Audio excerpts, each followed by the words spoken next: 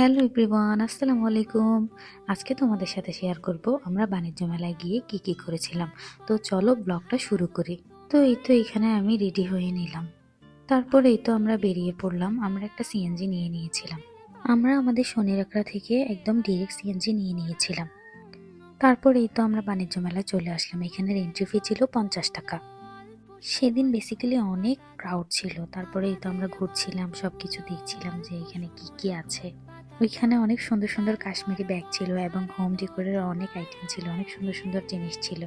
তো এই তো আমরা হাঁটতে হাঁটতে চলে আসলাম টার্কিশ শপে।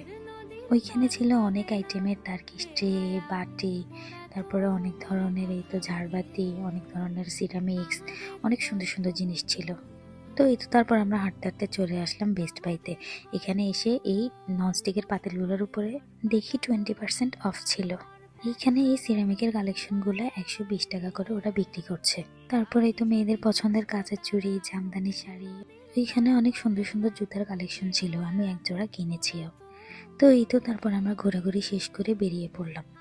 তারপর আমি এই তো একটা স্ট্যান্ড আর একটা মাইক্রোফোন কেনার জন্য আমি বসুন্ধরা চলে গিয়েছিলাম। আজকের ব্লগটা এখানেই শেষ করলাম। যদি আমার ব্লগটা ভালো লেগে থাকে তাহলে অবশ্যই ফলো দিয়ে পাশে থাকবে।